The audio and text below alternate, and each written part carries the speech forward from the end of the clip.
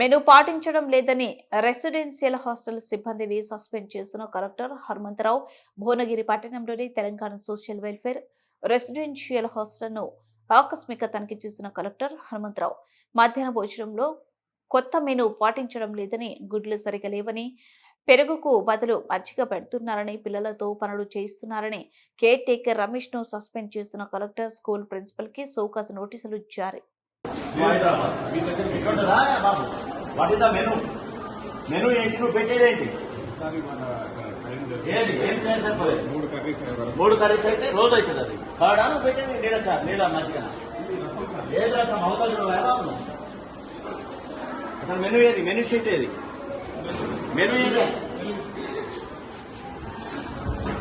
అది పెరిగట్టవా? నువ్వు ఇంకా పెరిగట్టవా?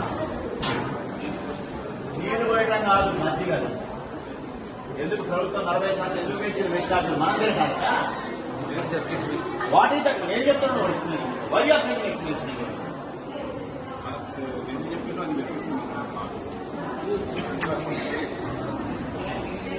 మెను ఏది? మెను ఏది? మెను డిస్ప్లే ఎక్కడ చేసి? డిస్ప్లే స్కూల్లో పెట్టా తినేది ఇక్కడ ఎక్కడ పెట్టాలి కదా ఒకటి. You should display the flexi here, not in school. తినే దగ్గర ఉండాలి.